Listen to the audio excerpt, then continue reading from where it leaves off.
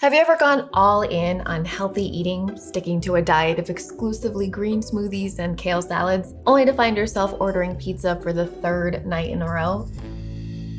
Because I've been there, but after a lot of trial and error, I have finally found a system that empowers me to eat a nourishing and balanced diet without feeling restricted. I'm calling it the Spicy System, and it's made up of 6 simple principles. To show you how this works in practice, I'm taking you through a week of meals in my life. I'll walk through each principle and share some resources on how to make the system easier for you. So let's get started with the first principle, which is to strategize. Before I even set foot in the grocery store, my very first step is to make a plan. So on Saturday or Sunday morning, I map out which meals I plan to cook that week and crucially, when I plan to cook them. Psychologists call this kind of behavior when you write down the specifics of when, where, and how you're going to accomplish a particular goal, an implementation intention. And in study after study, they have shown that performing this simple behavior makes it more likely that you'll actually achieve your goals. My breakfasts don't tend to change that often, so for the most part, I'm planning out my dinners and lunches. I structured this week's meals around a meal plan I developed last year, and it has 3 dinner recipes and a side salad, plus the grocery list was already laid out, so there was very little planning for me to do this week. I should note here that I don't actually fill in each meal for the week because I like to still have some flexibility in my schedule, and I'll talk more about how that works later in the video. Once I know the meals I'm gonna cook, I'll make a grocery list and then do an inventory to check off all the items I already have on hand, which reduces food waste and of course saves me money. Again, this process was pretty quick this week thanks to the meal plan I already developed. When I'm back from the grocery store, I'll typically roll right into phase 2, which is the prep phase. If you've seen some of my videos, you probably already know that I don't like the standard method of meal prep. It's a lot of work at once, and eating the same thing every single day, for me at least, is boring and unsustainable. Instead, I prep a few different components. Things like sauces, flavor bases, and grains that I can use in a few different ways throughout the week. This week's meal plan has me prepping 4 different components. First up is a sofrito, which is basically a mix of chopped aromatics like onions, garlic, jalapenos, and tomatoes with herbs and spices. Sofrito is the flavor base across so many different Latin American dishes, and I'm gonna be using it to add big flavor to tonight's dinner. While the sofrito cooks down, I got to work on some quick pickled shallots.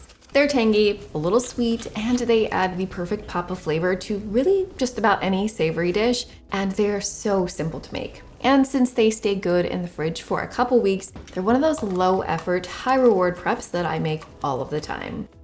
The next thing I prepped is a cilantro crema, which I call an everything sauce. It's creamy, it's zesty, and it can go on just about everything. Tacos, bowls, roasted veggies, or even as a dressing for a salad. And I love having a sauce like this ready to go in the fridge because it makes even the simplest meals feel just a little more special. And by the way, I have left instructions for how you can get this recipe, plus all of the recipes in today's video in the description box below.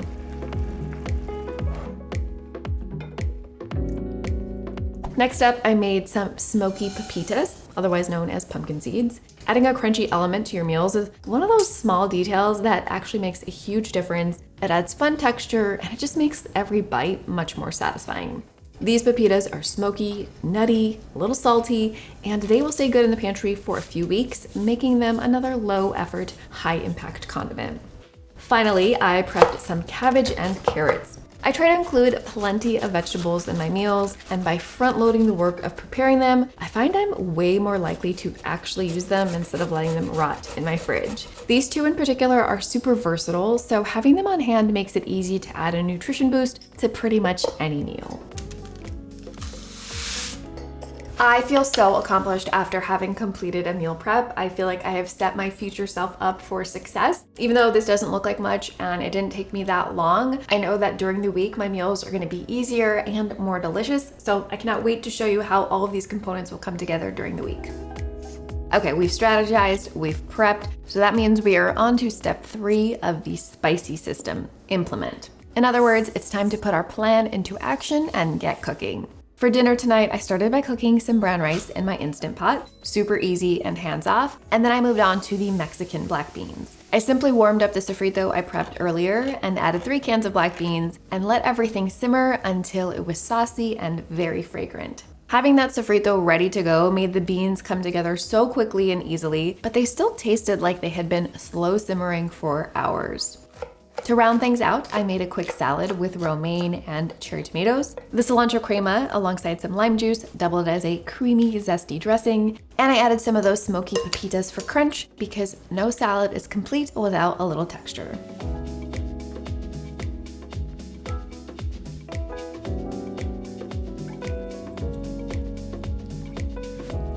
To assemble the bowl, I layered the brown rice and Mexican black beans, then topped everything off with some cilantro crema, pickled shallots, and more smoky pepitas. How good does this look?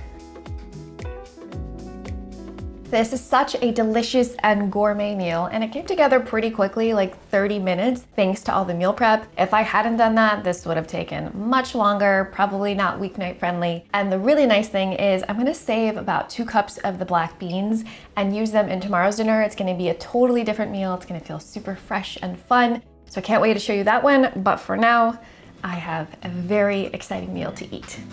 I started my morning with some yerba mate for a boost of energy, and for breakfast, I made my very favorite tofu scramble. I've shared the scramble on this channel before, and you can see the full recipe in the description box, but for today's purposes, I want to highlight 3 changes I made from the classic version. First, instead of using firm tofu, I went with super firm tofu. It's higher in protein and doesn't need to be pressed, so it makes breakfast very quick and convenient. And second, as part of the eggy sauce, I was out of oat milk, so I went with soy milk instead. It's just as creamy as oat milk, and again, it boosts the protein even more.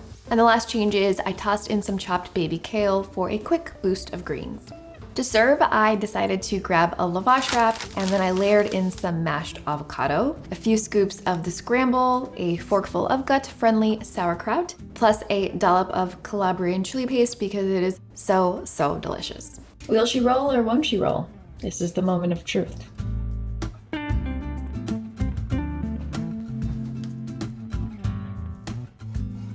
Ta-da!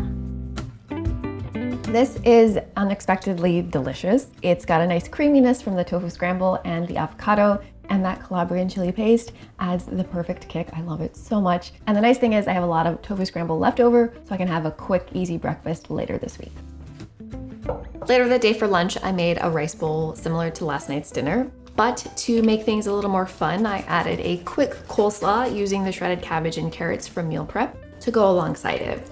This is actually an example of the C in the spicy system, which is to customize. I'm reusing components that I prepped previously, which is great for saving time. And by combining them in new and different ways, they still feel fresh and exciting. That night's dinner was an even better example of the customization principle in action. I started by breaking down an acorn squash to make some roasted squash and black bean tacos using the leftover Mexican black beans from yesterday's dinner. But instead of serving the beans plain as is, I reheated them and then I used my immersion blender to transform them into more of a refried beans situation. By using the same component, I saved tons of time on tonight's dinner, and by customizing that component, I ended up with a totally different kind of meal, which made me actually excited to eat it. Finding ways to reuse ingredients and components is one of the most useful skills you can develop as a resourceful home cook. But the big challenge is that most people just don't have the time to do this kind of planning, which is exactly why I launched a meal planning tool last year that does the work for you. It's helped thousands of people make their weeknight meals more fun and delicious and less stressful, and I'll share more about it at the end of this video, including how you can try it out for free. For now though, let's just get back to tonight's dinner. In addition to the squash and refried beans, I threw together another quick side salad, but this time I mixed it up a little bit. Instead of the cherry tomatoes, I used shredded cabbage and carrots along with the leftover romaine. A small tweak for sure, but it does help it feel a bit different than last night's salad. To assemble the tacos, I warmed up some corn tortillas in my cast iron skillet, spread a few spoonfuls of the refried beans, and then added a couple wedges of the acorn squash. Then I drizzled on the cilantro crema and topped it all off with some pickled shallots. Look at this meal. It looks so enticing and it feels very different from last night's dinner, even though I'm using most of the same ingredients. And that's why I love this approach to cooking. You get the best of both worlds. You get to eat exciting, interesting meals, you don't get bored of anything, but you also aren't spending hours in the kitchen on a weeknight. And for me, this is kind of the key to eating a balanced diet week after week without getting bored, because if the food at home is this good and it's not super labor intensive, there's really no reason for me to order takeout. Tuesday started with a huge confession that I never thought I would make. I'm officially a chia pudding girly. I'm just kidding. I hate when adults say they are a girly. But seriously, I finally have found a version of chia pudding I actually like, which is good since chia seeds apparently have all of the health benefits. While the chia seeds thicken up and combine with the soy milk, I soaked some raw cashews in boiling water to soften them. And this is my first secret for an actually good chia pudding. After the pudding rests for 15 minutes, we're on to secret number 2, which is to add lots of fun spices and flavorings. You can customize this recipe to your liking, but 2 of my favorite additions are orange zest and vanilla extract. And secret number 3 is to blend the chia pudding. By blending the chia seeds and drained cashews together, we're gonna get a thick and creamy texture instead of a weird gloopy one. There are lots of ways to serve this, but fresh or frozen berries might be the easiest. And I mean, how good does this look? And it took pretty much no extra time to make a bigger batch of this, so now I have breakfast covered for a couple more days later this week. Ooh, the raspberries with the orange zest. So good, so enjoyable. Can't believe I'm saying that about chia pudding. This is the only way I will eat chia pudding. If you are also a chia pudding skeptic, give this method a try and let me know in the comments what you think. For lunch, I kept things super quick and simple. I just heated up some white bean soup that I pulled out from my freezer. This is one of my new favorite soups and I'll be sharing it on my channel soon, so stay tuned and smash that subscribe button, I guess. In any event, this soup is a great example of the E in my spicy strategy, which stands for embrace flexibility. Even though meal planning is a big part of my strategy for eating a balanced diet, I actually don't like to plan out every single meal during the week because I like to have some spontaneity during the week to see family and friends. But when nothing comes up, I don't want to automatically default to ordering takeout, so I like to have a couple of emergency fallback options. One of those is a freezer meal like this soup. Anytime I make a big batch of soup or a pot of beans, I make sure to freeze at least one portion so that I can quickly defrost it on a busy day like today. My other emergency option is to have a couple of pantry meals I can turn to that use ingredients I always have on hand, so something like a lentil curry or a lentil bolognese, and that way I'm able to still eat wholesome meals most of the time instead of defaulting to takeout or junk food.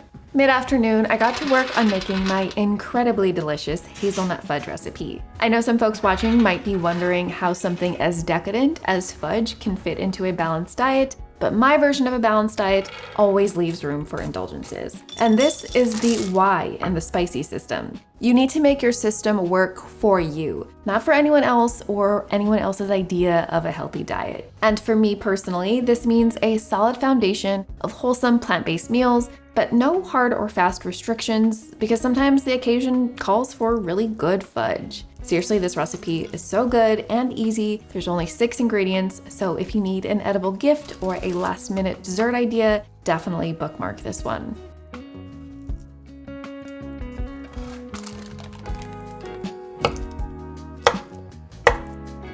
This is my ideal chocolate dessert. It is really dark chocolatey, not too sweet, really rich and indulgent. And because it is so rich, I feel like one piece is enough to satisfy my sweet tooth. No, probably 2 pieces if I'm being honest. But the rest of it will make a great gift for my neighbors.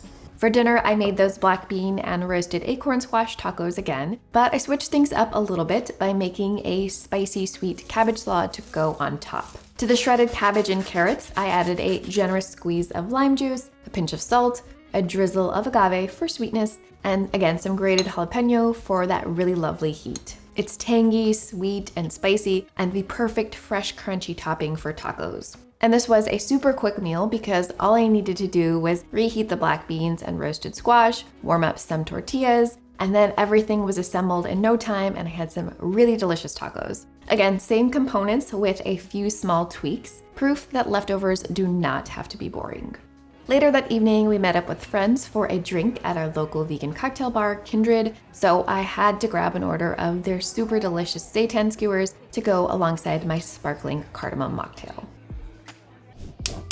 This morning for breakfast, I reheated some of the leftover tofu scramble, and you probably guessed it already, but I'm gonna mix things up again. I warmed up a whole wheat pita that I had in my freezer from Angel Bakery, aka my favorite store-bought pita that you will absolutely fall in love with. In addition to the scramble, I stuffed in some broccoli sprouts, as well as some sauerkraut for that good gut bacteria. And to really take this over the top, I added some of the homemade Chinese chili crisp from my cookbook, Big Vegan Flavor. I like to keep a few really long-lasting condiments in my fridge, like this one. It'll stay good for about 6 months because they can do so much for simple meals, and this might be the best example.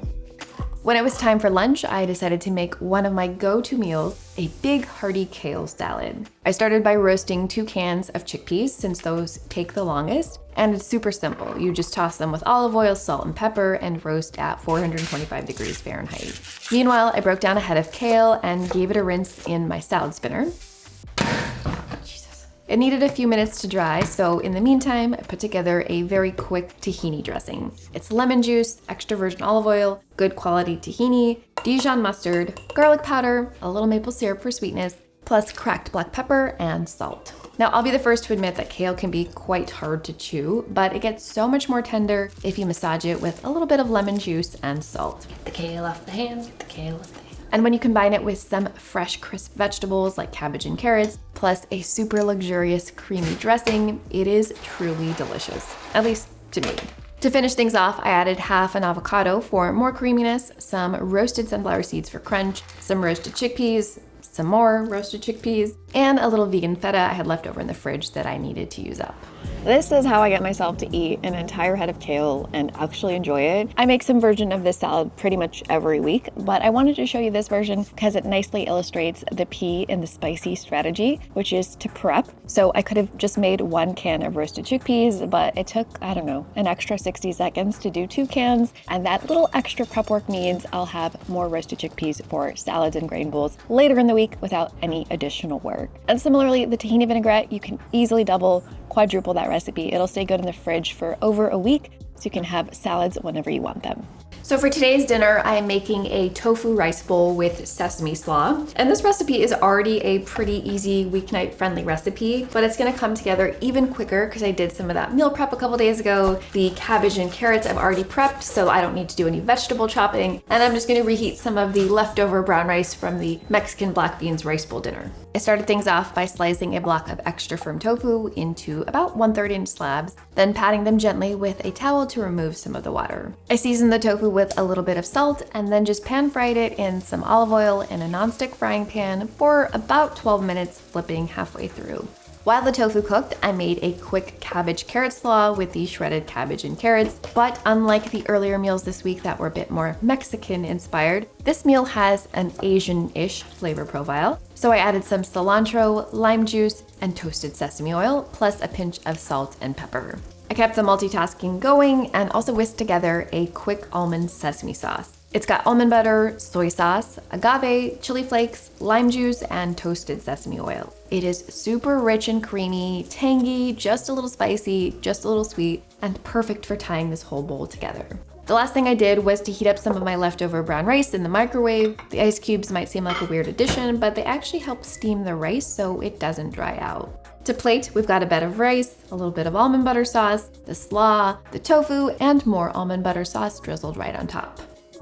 Not my most elegant bite, but it is really delicious, especially given how quick it was. So this meal, I think, is a really good illustration of how valuable the spicy system can be, especially the first 2 letters, the S and the P, because I started with a strategy at the beginning of the week. I planned out all the meals I wanted to make for dinner, and then the P part, I did the prep. I shredded some cabbage and carrots, and I cooked a double batch of brown rice when I did my first dinner. And as a result, this meal took 15 minutes from start to finish. I'm not exaggerating, and it feels very gourmet, it's nutritionally balanced, and that is why I'm such a big fan of this method, because you get to eat incredible quality food during the week without that much work.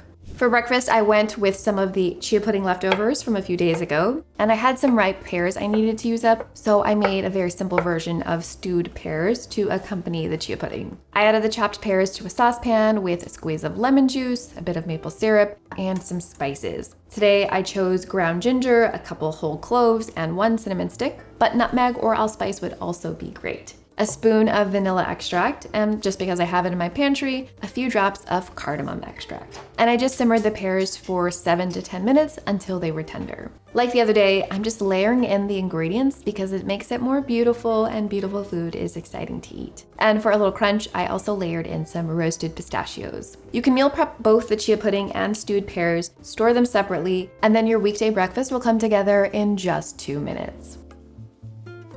That day, I was invited to Google's San Diego campus to do a Google Talk with one of their employees about my new cookbook and my career journey, which was a super cool opportunity to chat with some very smart people. Even cooler possibly is that the chefs at the Google cafeteria made a bunch of my dishes from my cookbook, so I scarfed down a small plate of that before I left because how could I not try my own food made by someone else? We just finished the event at Google and we decided to come to my parents' house because they live close by, hang out for a few hours, and I'm sure they will feed us lots of delicious food. How do you know you're in an Indian household? Whatever's on the package is not what is inside. Would you agree? I think maybe. For a late lunch / super early dinner, my mom served us chaat, which is a category of street food you'll find across India. The first chaat we had was bhel puri, which is a mix of puffed rice and other crunchy stuff that's served with a few different chutneys. Next was sev batata puri, which is basically Indian crackers with a bunch of toppings like 3 different chutneys, potatoes, yogurt, and cilantro. Finally, we got to my favorite, pani puri. By the way, another sign that you're in an Indian household is if auntie and uncle will not stop feeding you. You have to eat at least 20. Okay, it's not happening. These are hollow puri that you crack open and stuff with potatoes, black chickpeas, mung beans, and of course chutneys. Then you fill each one to the brim with pani, which is basically a spicy, herby water. This wasn't necessarily the healthiest of meals. It's mostly fried food, but having the flexibility to pop over to my parents' house whenever I want and to spend quality time with them, that to me is priceless, and it fits into my definition of a sustainable, balanced diet. Max and I were not very hungry that night because we basically had a full dinner at 3 p.m., so we split a plate of the leftover tofu dish from yesterday, and with all of the components prepped already, it took 3 minutes to put this together, and it tasted incredible. Okay, so the spicy system is pretty simple in theory, but putting it into action can be a lot more work. From speaking to so many home cooks and from my own experience, figuring out what to cook every single week, what to prep, how to customize it, all of that can be super challenging, especially if you have a busy schedule. So last year, I started a meal plan service to help home cooks make nourishing and truly delicious weeknight meals without the hassle of hunting for recipes, making grocery lists, and just general meal planning fatigue. Each week, I send out a meal plan with 3 hearty dinner recipes and 1 nutritious side salad. It's the perfect amount to give your week some structure while still giving you that flexibility to have meals out with family and friends or to make some of your own favorite recipes. And even better, each plan comes with a complete grocery list and set of meal prep steps, so you go into every week feeling organized and in control. We've had thousands of people sign up for the meal plans, and the feedback has been nothing short of incredible. You can try out a meal plan featuring the dinners from this video. Just go to rainbowplantlife.com/meal plans and start your free trial. My hope is that this video has given you a framework for eating tastier and more nutritious meals in a sustainable way. Thanks so much for watching, and I'll see you in the next one. Bye!